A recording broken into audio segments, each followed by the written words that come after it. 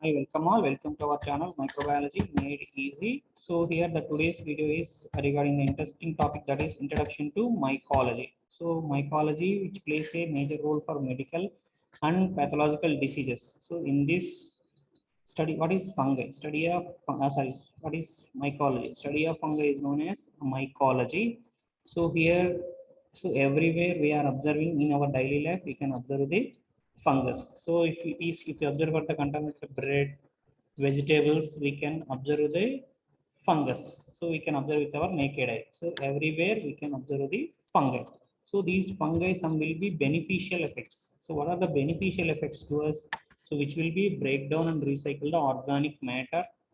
So which will be helpful for production of food and alcohols, preparation of drugs and vaccines. So here production of beer, wine with the help of the yeast. So that will be fermented. Next, Penicillium notatum. From the Penicillium notatum, we are preparing the vaccine. So here these will be helpful. So helpful fungi are edible fungi. Some will be which causes harmful effects. So that is pathogenic fungi that causes diseases. So some produces toxins. So by consuming food, they will produce the fungi inside. So which is producing the toxins. So main which causes plant diseases, mycotoxins, food spoilers. So next, introduction. So introduction, which is study of fungi, is known as mycology. So mycos meaning which is a mushroom, which is taken from the Greek word. So which is eukaryotic, that is protista. Next, cell wall. Cell wall containing chitin, mannan, and other polysaccharides. So having cytoplasm which contains ergosterols, which possess true nuclei with nuclear membrane and paired chromosomes. So which divides sexually or by both process. So some may be multi or some may be unicellular in nature. So next, some act as a saprophytes which digest the dead and organic matter. Some acts as a parasites which obtain nutrients from the tissues of organisms. So the molds and mushrooms are multicellular, whereas yeasts are unicellular. So these all are the general characteristics of the fungi. So next, taxonomical classification, that is a Thallophyta. So Thallophyta has irregular plant masses lacking definite root, stem, and leaf structure. So that Thallophyta has divided into two, that is according to the chlorophyll. With no chlorophyll, which is kept under the family, that is fungi. With chlorophyll, that is algae. Again, the fungi has four classes, that is Zygomycetes, Ascomycetes, Basidiomycetes, and Deuteromycetes are fungi imperfecti. So whereas Zygomycetes, so except Zygomycetes, mycetes, remaining all are having the septate hyphae. Here it is having the aseptate. So aseptate or non-septate means they don't have the septas. So this is Zygomycetes. So here it is lower fungi having the non-septate. So having the asexual and sexual spores. Sexual spores are named as Zygomycetes. Asexual spores are named as Sporangiospores. So next, Ascomycetes. So which is present in the ascus. So sexual spores are named as ascospores. Next, having the septate hyphae. So here it is also having the septate hyphae. Sexual spores are named as Basidiospores. Same, Deuteromycetes is also having the septate hyphae, but here it is in a lack of sexual state. So which the almost all the medically important fungi belongs to the family, that is Deuteromycetes. So here it is Penicillium. So these will be there. So here Deuteromycetes are fungi imperfecti. In this group, the most of the medically important, that is Aspergillus, Penicillium, these will be included in this group. So this is the taxonomical classification. So morphologically, according to the morphology, so yeast, round oval form will be the example is the Cryptococcus. So yeast like, that is Candida, molds, that is dermatophytes, example dimorphic. So two morphological forms, Cryptosporidiosis, Porotrichosis, histoplasmosis, blastomycosis, paracoccidioidomycosis. So these will be the morphological classification. So I will explain you that first. Yeast will be the round, oval, and unicellular. So reproduced by budding creamy mucoid colonies. So if we grown in SDA medium, it will be creamy mucoid colonies. So example is the Cryptococcus neoformans, which is named as true yeast. So this is about the yeast. Yeast will be the round oval. Yeast-like fungi. So yeast-like fungi will be partly as yeast and partly as chains. So which is round oval partly. Some has chain-like structures. The both will be combined and joined end to end, forming the pseudo hyphae. So that is Candida albicans. So yeast-like, some are having the chain-like. So which is forming the pseudo hyphae. Example is Candida albicans. Next is molds. So molds are branching filament. They grow as branching filament named as hyphae that may be septate or aseptate or non-septate. Hyphae continue to grow and branch to form tangled mass of growth known as mycelium. So which is forming the tangled mass of growth. So here the dermatophytes, example is the dermatophytes, Aspergillus, Rhizopus and Mucor. So here the mycelium has two, that is aerial mycelium and vegetative mycelium. Aerial mycelium will be aerial, so which will be visible to us. So that is aerial mycelium. Vegetative means inside the medium. So here aerial mycelium will be which in the culture medium, a part of mycelium which projects above the surface. Vegetative mycelium means the molds will be grown inside the culture medium. So here the reproduction of the molds by the sexual and asexual spores from the mycelium. So here it is the dimorphic fungi. So di means two morphological, one fungi with two morphological forms, that is forms hyphal form and yeast form. So hyphal or mycelium form or filamentous form will be seen at 20 to 25 degrees centigrade in the soil and in cultures, whereas yeast forms will be seen at 37 degrees centigrade in the host tissues and in culture. So two morphological form with single fungi, which is showing the two morphological form. Because of that, they named as dimorphic fungi.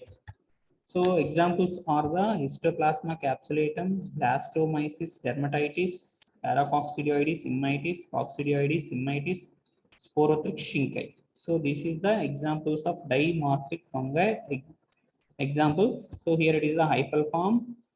The next is the yeast form. So this is about the morphological classification. So the next is reproduction of fungi, reproduction in fungi. So sexually we can observe with sexual reproduction, that is zygospores, ascospores or basidiospores. Zygo, asco and basidiospores. This is the sexual reproduction, whereas the asexual reproduction, that is by mitosis and budding. So here it is the budding and fission. So asexual spores, that is they vary in size, shape. The characteristics are constant to a particular species. So mitosis, meiosis will be there. So budding. So this is the asexual reproduction. So some have the microconidia. Micro means small, round, oval. So here it is the small, round, oval. This is named as microconidium. Macroconidia. So which is also large when compared with microconidia, which is large having the septas. So this is large which is having the septas. This is called as macroconidium. Sporangiospores. So sporangiospores, so which will be seen in the sporangium. Inside the sporangium there will be there, that is sporangiospores. So which will be developed on the end of the hyphae. So here which will be produced in the end of the hyphae. So this is the sporangium which is filled with sporangiospores. Examples are Mucor and Rhizopus. So these are the two examples of the sporangiospores. The next classification of fungi according to their diseases. So according to the diseases, we should discuss. So classification. So here it is having the fungal infections, that is named as mycosis. So infections caused by the fungi, they named as mycosis. So according to the clinical types, that is superficial infections. First one is the superficial infection. The superficial infections has two types, that is surface. The next is cutaneous. So superficial infections are two types, that is surface and cutaneous infections. The next has subcutaneous. Next systemic. The fourth one is the opportunistic. So according to their habitat, according to the clinical type, they have classified into four types: superficial, subcutaneous, systemic and opportunistic.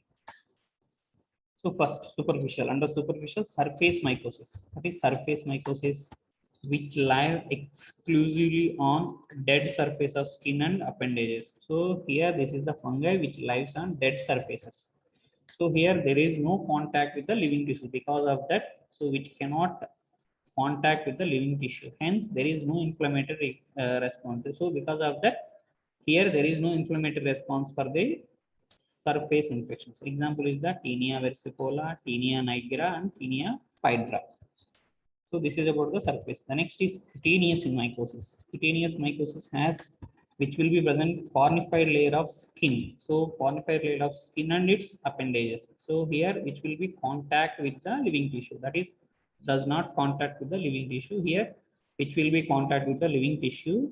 Hence, because of this, inflammatory and allergic response will be seen. So examples are dermatophytes. So dermatophytes will be seen in skin, hair, and nail. So skin, hair, nail, we can observe the fungi. So dermatophytes will be observed. Examples has three genera, that is Trichophyton, Microsporum, and Epidermophyton. So this is about the cutaneous mycosis. So next, subcutaneous. So subcutaneous means the saprophytic fungi of soil or decaying vegetation introduced into subcutaneous tissue. Subcutaneous mycosis means which will be enters into the subcutaneous tissue and produce local diseases, progressive local diseases with destruction of sinus formation, destruction and sinus formation. Example, mycetoma, chromoblastomycosis, porotrichosis, and rhinosporidiosis. So this is about the subcutaneous infection, subcutaneous mycosis. Whereas systemic infection, systemic mycosis, that is by the fungi of soil and acquired by inhalation. So by inhalation or from the soil, they will get the infection. So here, which will be disseminated to CNS, bones, and other internal organs. So systemic infection will be inside the organelles. So because of this, they named as systemic infections. Example is cryptococcosis. So this is cryptococcus infection, blastomycosis, coccidioidomycosis, histoplasmosis. So these are the systemic infections. So systemic infection will be inside, disseminated to the CNS, bones, and other internal organs. So here the next last one is the opportunistic mycosis. So opportunistic mycosis means the saprophytic fungi do not produce diseases. So actually the saprophytic fungi does not produce diseases, but may cause infection under the special condition, that is immunocompromised patients at terminal stage. Next, wider spread use of corticosteroids, antibiotics, and immunosuppressive drugs. So opportunistic mycosis will be occurs whenever the patient has having the immunocompromised patient. Next, wider use of corticosteroids, antibiotics, and immunosuppressive drugs. So these are the chances for the opportunistic mycosis infections.